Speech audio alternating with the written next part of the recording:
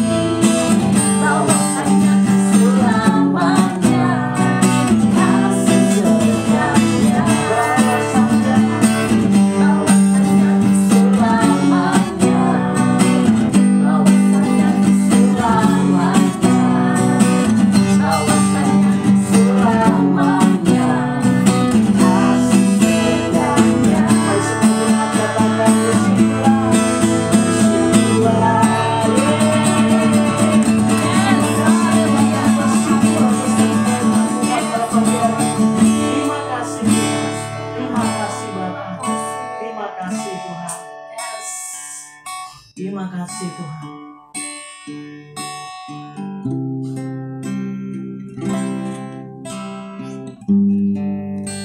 Bapak, kebaikan Tuhan, Bapa yang baik, Bapa yang setia. Karena kasih setiamu Tuhan, karena kasih-Mu yang begitu sempurna dalam setiap kehidupan kami Tuhan, Engkau tetap ada Tuhan. Di saat-saat kami butuhkan Engkau tidak pernah meninggalkan hidup kami Bapa. Kami bersyukur Tuhan. Sebab itu kami menyanyikan kasih-Mu yang begitu sempurna dalam setiap kehidupan kami Tuhan. Terima kasih Tuhan. Mari semua katakan kasih yang sempurna telah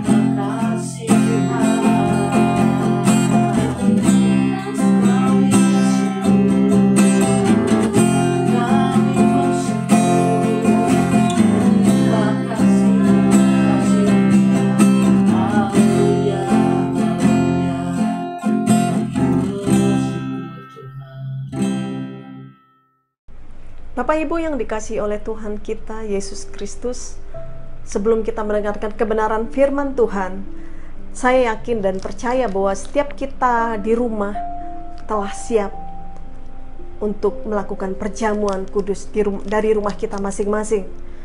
Maka saudara, mari kita melakukan perjamuan kudus ini dan kita persiapkan hati kita. Sebelum kita melakukan perjamuan kudus, mari kita bersatu di dalam doa. Bapa, terima kasih Tuhan, Engkau melakukan hal yang terlebih besar dalam kehidupan kami. Engkau telah memberikan nyawamu terhadap kami, dan kami percaya bahwa bilur-bilurmu telah menyembuhkan sakit penyakit. Darahmu yang tertumpah Tuhan telah membuat kami hidup, dan tubuhmu yang terpecah-pecah membuat kami hidup untuk selama-lamanya bersama dengan Engkau. Terima kasih Tuhan, terima kasih Bapa. Saudara, mari kita angkat tangan kita. Mari kita angkat roti yang ada di tangan kita. Demikianlah firman Tuhan. Ia sendiri telah memikul dosa kita di dalam tubuhnya di kayu salib, supaya kita yang telah mati terhadap dosa hidup untuk kebenaran. Oleh bilur-bilurnya kamu telah sembuh. Maka makanlah roti yang ada di tangan kita di dalam nama Tuhan Yesus. Angkatlah anggur atau air yang ada di tangan kita sebagai lambang daripada darah Kristus. Tetapi dia tertikam oleh karena pemberontakan kita. Dia diremukkan oleh karena kejahatan kita. Ganjaran yang mendatangkan keselamatan bagi kita ditimpakan kepadanya. Dan oleh bilur-bilurnya kita menjadi sembuh. Maka angkatlah anggur perjamuan ini dan minumlah, dan percayalah bahwa sakit penyakit kita, segala keterpurukan kita, dan kesehatan kita ditanggung oleh Kristus di dalam Tuhan Yesus. Maka minumlah. Haleluya.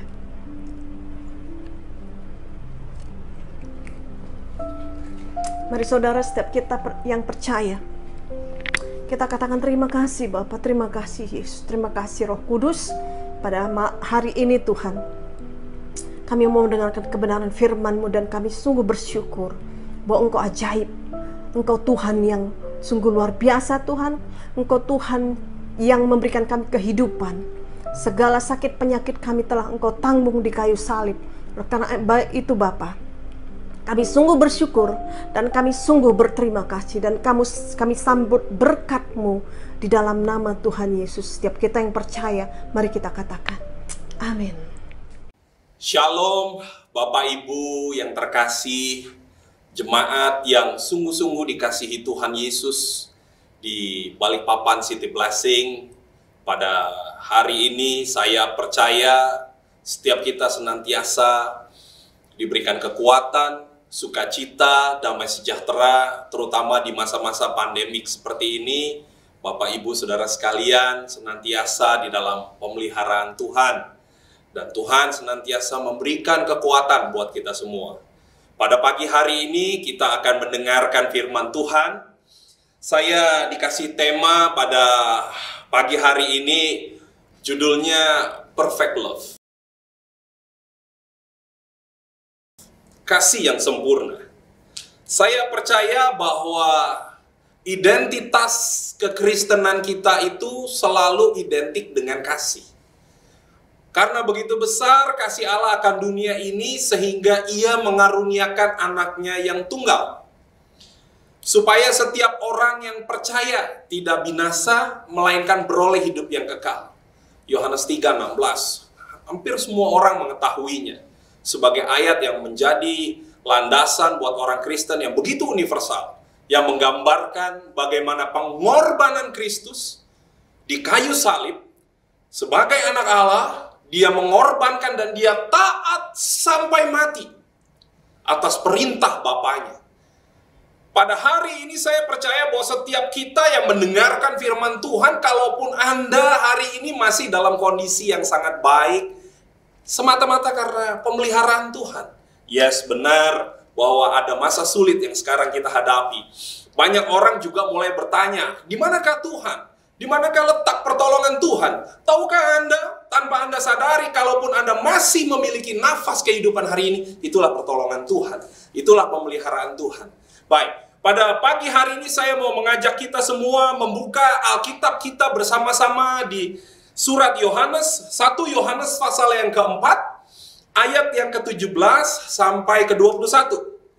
Ayat yang ke-17 saya bacakan demikian. Dalam hal inilah kasih Allah sempurna di dalam kita, yaitu kalau kita mempunyai keberanian percaya pada hari penghakiman. Karena sama seperti Dia, kita juga ada dalam dunia ini. Di dalam kasih tidak ada ketakutan. Ayat yang ke-18, sekali lagi saya ulangi. Di dalam kasih tidak ada ketakutan. Kasih yang sempurna melenyapkan ketakutan. The perfect love yang sempurna, sekali lagi, kasih yang sempurna melenyapkan ketakutan. Sebab ketakutan mengandung hukuman. Jadi Bapak Ibu, kalau Anda takut, sadar atau tidak sadar bahwa kita sekarang ada di dalam sebuah kondisi penghakiman, di mana ketika kita masuk pada area ketakutan, kondisi kita menjadi menurun dan kita adalah tawanan. Dan barang siapa takut, ia tidak sempurna di dalam kasih. Kita mengasihi karena Allah lebih dahulu mengasihi kita. Amin. Lalu dikatakan ayat yang ke-20, jikalau seorang berkata, aku mengasihi Allah, dan ia membenci saudaranya, maka ia adalah pendusta. Karena barang siapa tidak mengasihi saudaranya yang dilihatnya, tidak mungkin mengasihi Allah yang tidak dilihatnya. Ayat 21 yang terakhir. Dan perintah ini kita terima dari Dia. Barang siapa mengasihi Allah, ia harus juga mengasihi saudaranya. Katakan pada kanan kiri Anda yang beribadah bersama-sama dari rumah, katakan pada mereka, kita harus mengasihi saudara kita. Amin. Amin. Saya mau mengajak Anda sekalian membaca pada 1 Yohanes pasal yang keempat ayat 17 dan 18, tapi pada versi dan terjemahan yang lain. Dari terjemahan sederhana Indonesia dikatakan begini. Apa sih yang dimaksud dengan kasih Allah yang sempurna di dalam kita? Di ayat di terjemahan baru, kemudian dikatakan, jikalau kita, yaitu kalau kita mempunyai keberanian pada hari penghakiman. Apa sih yang dimaksud pada penekanan di ayat tersebut? Karena sama seperti Dia, kita juga ada di dalam dunia ini. Mari kita lihat di terjemahan sederhana Indonesia, 1 Yohanes pasal yang ke-4 ayat 17 dan 18 dikatakan begini dalam versi terjemahan sederhana Indonesia. Waktu kita hidup bersatu dengan Allah, kasih Allah semakin nyata dengan sempurna di antara kita. Oleh karena itu, kita tidak takut lagi pada hari pengadilan, hari penghakiman. Karena sudah terbukti bahwa kita hidup di dunia ini sama seperti Kristus hidup. Artinya, hidup yang kita jalani saat ini adalah sama dengan kondisi ketika Kristus masih ada di dunia. Kita menjalankan kehidupan yang sama. Ayat yang ke-18, kalau kasih dari Allah itu berada di dalam hati kita, berarti kita tidak akan takut lagi kepada hukuman Allah.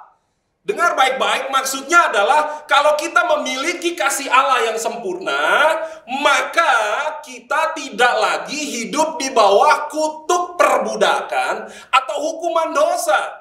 Ketika kita sungguh-sungguh memasukkan kasih Allah yang sempurna itu ke dalam hati kita, ke dalam hidup kita, dengan cara menerima Dia sebagai Tuhan dan Juru Selamat secara pribadi. Dengar baik-baik.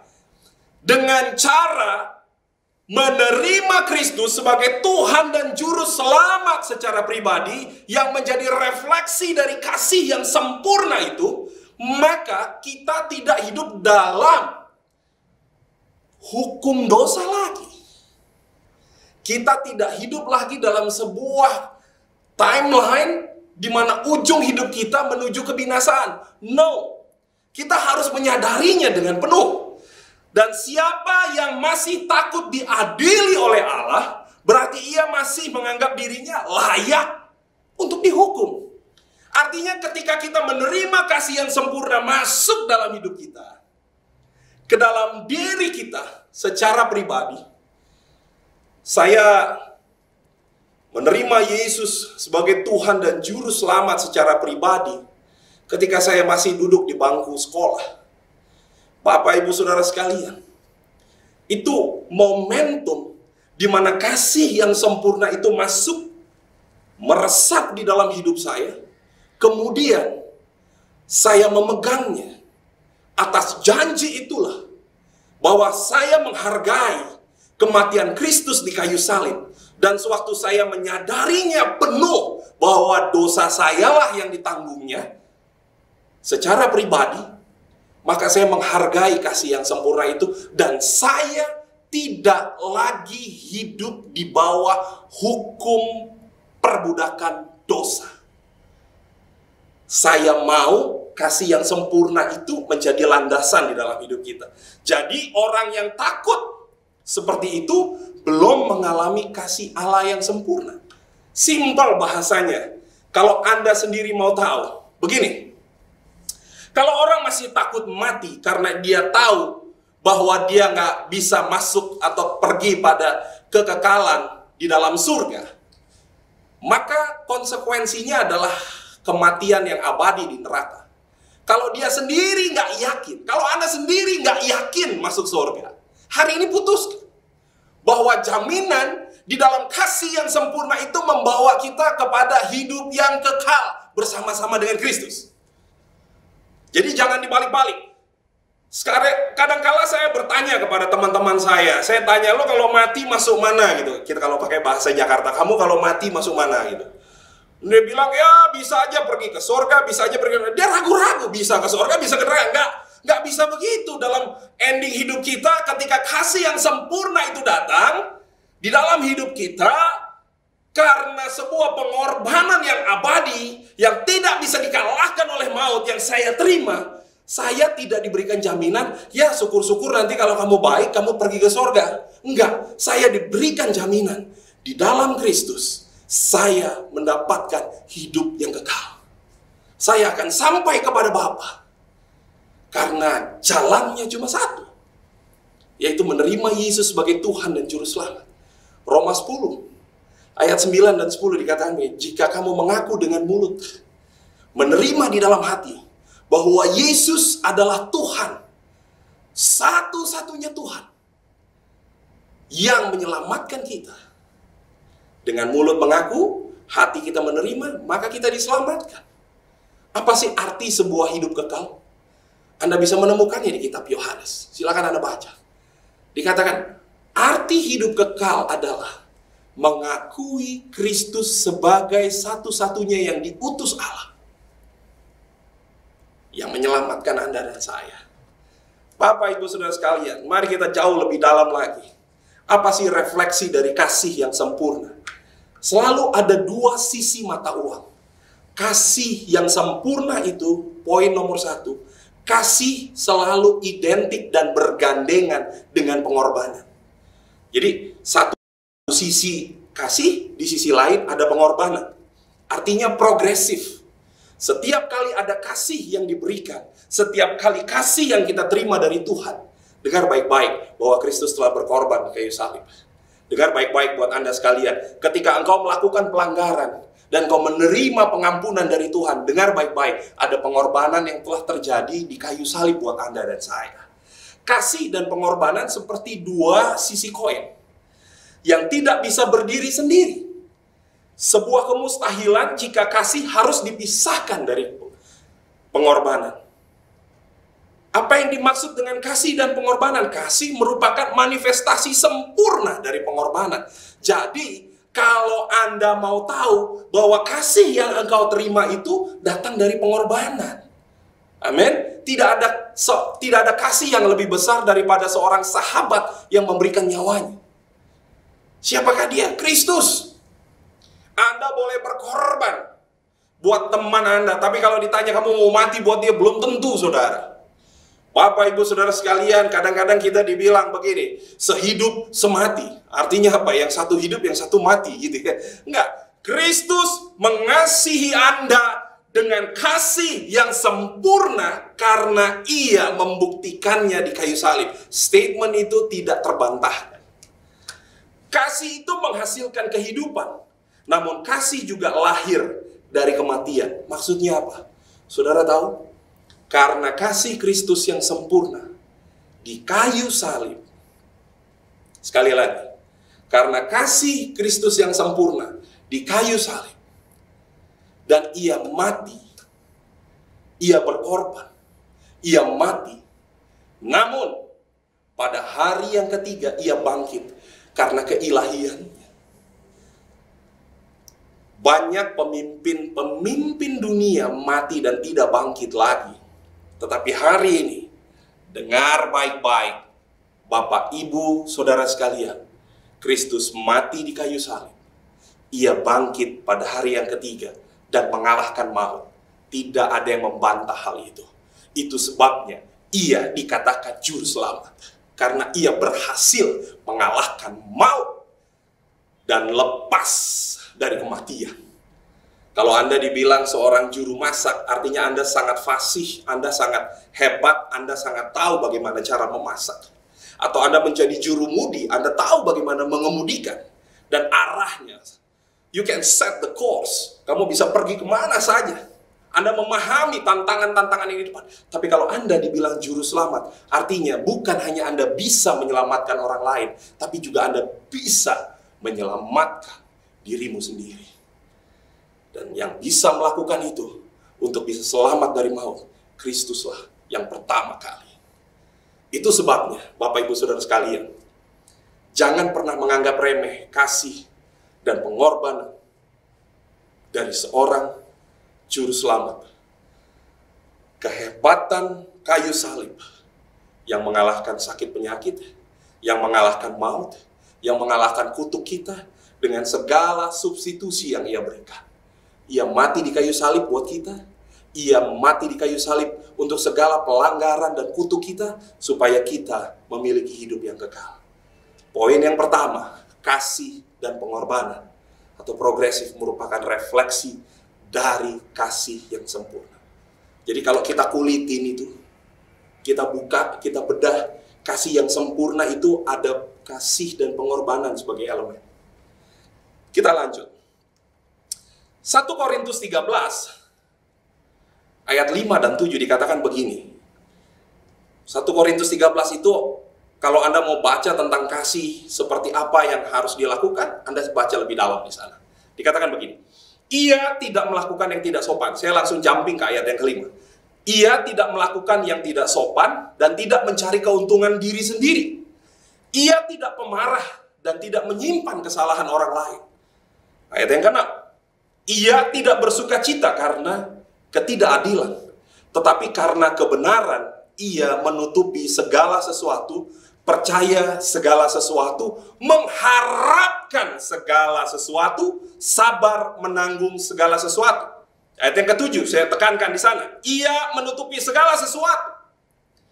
Menutupi kekurangan, bukan menutupi dosa, menutupi kekurangan, menutupi kelemahan, supaya kita bisa bersama-sama, lalu dikatakan percaya segala sesuatu, mengharapkan segala sesuatu, expect segala sesuatu, sabar menanggung segala sesuatu. Gak kebetulan pada tahun ini tema gereja kita adalah expectation. Seluruh City Blessing di Indonesia bahkan di dunia memiliki tema expectation. Pernahkah Anda bertanya, apa sih expectation yang sebenarnya? Apa sih pengharapan yang sebenarnya? Apa sih yang kita expect dari Tuhan? Kue macam apa ini? Atau makanan jenis apa ini? Bapak, Ibu, Saudara sekalian. Pengharapan itu seperti sauh yang dilabuhkan jauh di belakang tabir. Tapi mari kita lihat. Apakah ekspektasi bisa terjadi kalau seseorang tidak memiliki kasih yang sempurna? Anda bisa menjawab sendiri. Saya mulai masuk di poin nomor 2. Mari kita bedah lebih dalam. 1 Korintus 13 ayat yang ke-7 tadi. Dikatakan ia menutupi segala sesuatu, percaya segala sesuatu, mengharapkan segala sesuatu. Poin itu mengharapkan, expect segala sesuatu, sabar menanggung segala sesuatu. Dalam terjemahan yang lain, dari terjemahan baru, Alkitab terjemahan baru, saya menemukan dalam konteks yang lebih sederhana dari pernyataan tersebut, apa yang dimaksud mengharapkan segala sesuatu di terjemahan bahasa Indonesia sehari-hari. Dikatakan begini, ayat yang ke-7. Ia tahan menghadapi segala sesuatu dan mau percaya akan yang terbaik pada setiap orang. Kata mengharapkan segala sesuatu ini elaborasinya. Dalam keadaan yang bagaimanapun juga, orang yang mengasihi itu tidak pernah hilang harapannya dan sabar menunggu segala sesuatu. Bapak, Ibu, Saudara sekalian, saya suka sekali dibilang mengharapkan sesuatu itu apa? Bahwa kita tidak pernah kehilangan harapan. Amin. Dalam keadaan bagaimanapun juga. Bapak, Ibu, Saudara sekalian, kita coba lihat lebih dalam. Kasih itu suatu tindakan.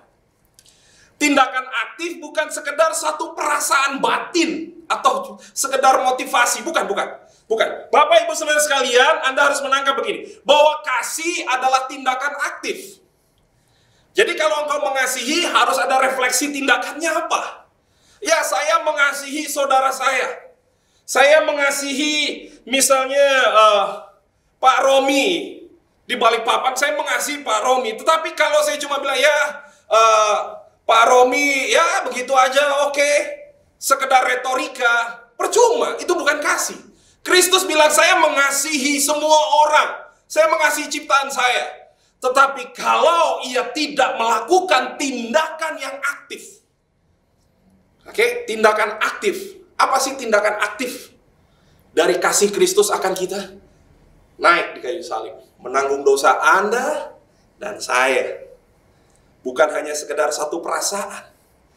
Kita nggak bisa pakai perasaan di sini. Ketika perasaan kita terganggu, kita jadi baper. Bilang sama saudara-saudara di kanan kiri Anda dan katakan jangan baper. Oke? Kita bukannya tidak berperasaan. Kita bukannya mengesampingkan empati kita. Tetapi Bapak, Ibu, Saudara sekalian, dengar baik-baik. Kasih yang sejati itu bicara tentang tindakan aktif. Poin yang kedua Anda perlu catat di dalam catatan Anda. Yang tadi poin pertama Anda sudah belajar kasih dan pengorbanan. Hari ini kita lihat dua sisi ya. Tetapi juga kita malah lihat sisi yang lebih lain lagi. Kasih dan pengharapan. Dua poin ini kita akan terus bahas. Bapak, Ibu, Saudara sekalian. Kekuatan sebuah pengharapan terletak pada kasih yang kita miliki. Jadi kalau Anda tidak memiliki kasih yang sejati, yang sempurna itu, nggak mungkin Anda punya pengharapan yang kuat. Tapi bisa aja tuh, Pastor, orang yang nggak bertobat, yang nggak di dalam Tuhan, bisa punya pengharapan. Itu bukan pengharapan, Bapak, Ibu, Saudara sekalian. Itu angan-angan. Kasih itu bicara bukan angan-angan. Karena dasar daripada kasih itu adalah firman Tuhan. Siapakah firman Tuhan? Ya dirinya sendiri. Ya Kristus sendiri. Jadi bagaimana seseorang bisa memiliki pengharapan yang kuat kalau tidak ada kasih yang sempurna di sini? Nah akan. Sekali lagi saya ingin ingatkan bahwa dasar dari sebuah pengharapan adalah firman Tuhan. Siapa firman Tuhan? Pada mulanya adalah firman, Yohanes pasal yang pertama. Ayat yang pertama. Dan firman itu bersama-sama dengan Allah, dan firman itu adalah Allah sendiri. Dan siapakah firman? Kristus sendiri. Bapak, Ibu, Saudara sekalian, pengharapan bisa menjadi sau yang sangat kuat jika kita bisa memandang bahwa kekuatan kasih di kayu salib merupakan pengorbanan yang sempurna. Saya mau kasih contoh. Bapak, Ibu, Saudara sekalian, kasih dan pengharapan. Ia sabar menanggung segala sesuatu. Ia tidak pernah kehilangan pengharapan. Bapak, Ibu, Saudara sekalian, mungkin kita pernah dengar cerita anak yang terhilang di dalam Alkitab. Ketika seorang anak berontak kepada bapaknya, itu kan refleksi kita. Kita berontak kepada bapa. Karena kita melakukan dosa, ada niat pemberontakan yang begitu luar biasa. Namun, ketika anak itu berontak kepada bapaknya dan meminta seluruh warisan, bapaknya tidak pernah memusuhi dia dan bapaknya tidak pernah menolak dia. Tahukah Anda bahwa setiap pelanggaran yang kau lakukan tidak pernah ditolak oleh Allah karena engkau adalah orang berdosa? Tidak. Ia begitu mengasihi engkau.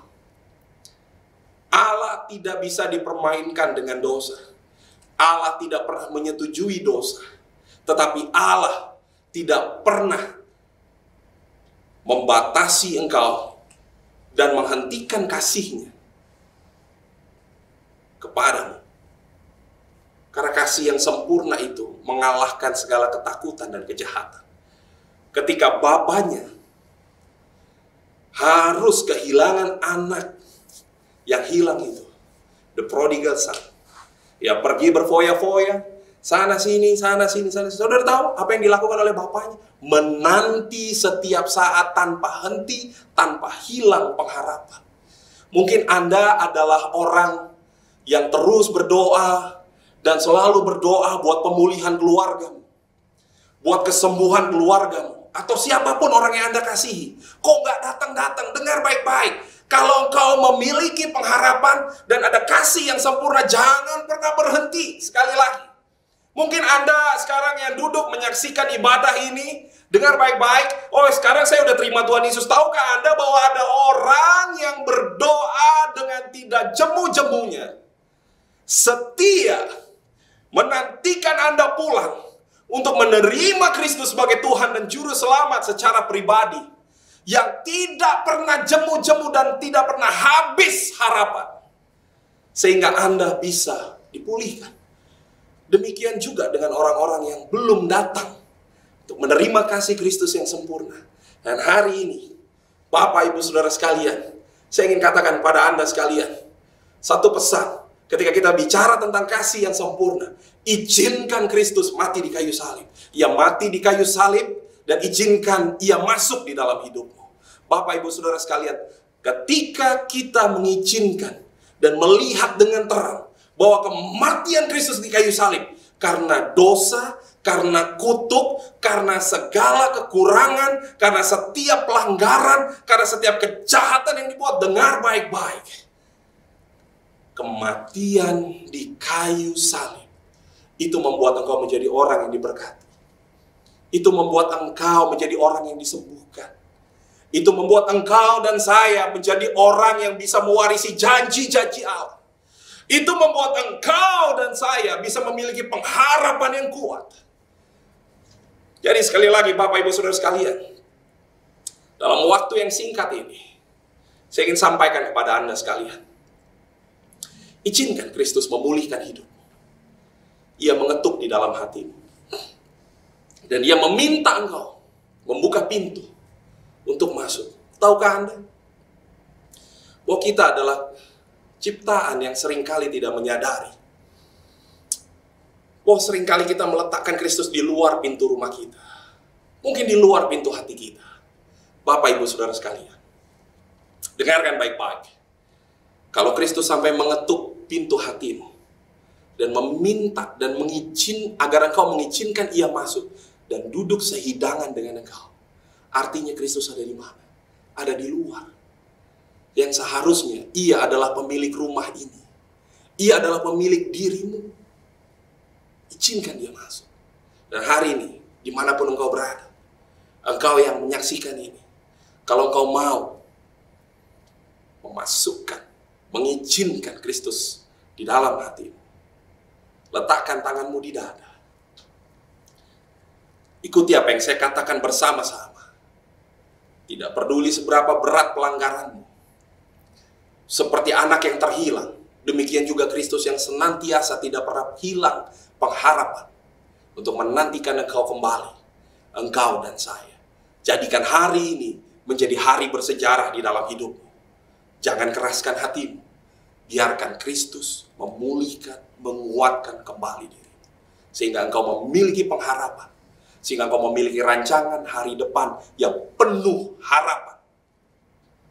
Kau sadar banyak sekali dosa-dosa dan pelanggaran yang kau buat. Dan hari ini letakkan tanganmu di dada, dan saya mau kasih yang sempurna itu menyertai.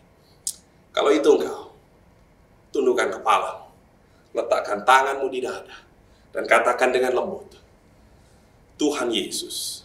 Ikuti apa yang saya katakan. Tuhan Yesus, hari ini aku minta ampun atas setiap dosa dan pelanggaran. Aku minta ampun kalau aku pergi meninggalkan Engkau yang menciptakan aku. Dan hari ini aku sadar begitu banyak kekuranganku. Tuhan Yesus, aku mau mengizinkan Engkau masuk dalam hatiku, menjadi Tuhan dan Juru Selamat. Dan Engkau bertahta, memerintah 100%. Dan hari ini, aku ingin mengatakan kepada engkau yang jahat, kepada engkau iblis, bahwa engkau bukan lagi menjadi Bapakku.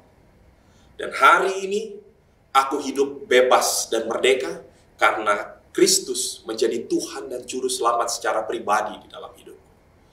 Dan hari ini, setiap kelemahan, setiap ketakutan, setiap sakit penyakit, selesai ditanggung oleh Kristus di kayu salib. Dan kasih Tuhan yang sempurna memulihkan dan menyelamatkanku. Di dalam nama Tuhan Yesus, Bapa, aku berdoa buat setiap saudara-saudaraku yang mengambil bagian, yang menerima Engkau sebagai Tuhan dan Juru Selamat secara pribadi. Pada hari ini, biarkan ini menjadi momentum lawat mereka, dimanapun mereka berada. Saya percaya ya Tuhan, yang sakit dipulihkan, yang lemah dikuatkan, dan sukacita serta kekuatan daripada Tuhan menyertai Engkau. Terima kasih ya Bapa. Di dalam nama Tuhan Yesus, aku berdoa dan mengucap syukur. Amin. Amin. Amin. Tuhan memberkati Bapak Ibu Saudara sekalian, and God bless you. Shalom Bapak Ibu yang dikasihi oleh Tuhan kita Yesus Kristus. Saya percaya dengan barusan saja kita mendengarkan kebenaran firman Tuhan, kita jemaat Tuhan semua diberkati, amin. Kita semua dikuatkan, kita semua diteguhkan kembali oleh karena firman Tuhan yang barusan kita dengar oleh hamba yang diurapi. Terima kasih Pastor Maruli. Tuhan memberkati setiap pelayanan Pastor. Kemanapun pastor melangkah, apapun yang pastor kerjakan, Tuhan akan membuatnya berhasil dan beruntung. Amin. Keluarga dilindungi, anak-anak diberkati semua, dan Tuhan mencukupkan segala sesuatunya. Haleluya. Kita juga mau mendengarkan 1 minggu ke depan pengumuman, di mana hari Selasa nanti kita akan berdoa dan berpuasa, saudara-saudara. Kita tetap semangat ya melakukan doa dan puasa. Kita tetap melakukan bagian kita sampai sesuatu terjadi. Push. Pray until something happen. Amin.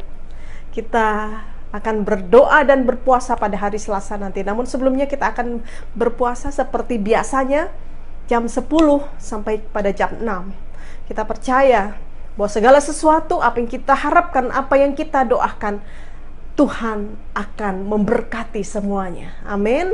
Amin. Haleluya. Dan pada hari Minggu kita bertemu lagi di ibadah offline, yaitu di The Coast jam 10 pagi. Jangan lupa, mari kita berkumpul bersama, mari kita ajak saudara-saudara kita untuk kita beribadah dan melayani Tuhan bersama-sama di sana.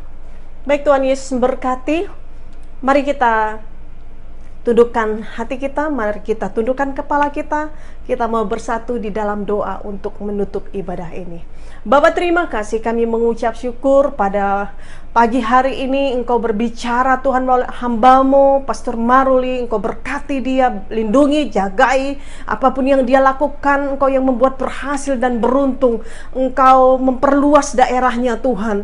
Engkau memperluas area-areanya Tuhan, dan kuasa yang berasal daripada Engkau. Kami urapi Pastor Maruli dengan penuh kemuliaan yang berasal daripada Tuhan Yesus Kristus.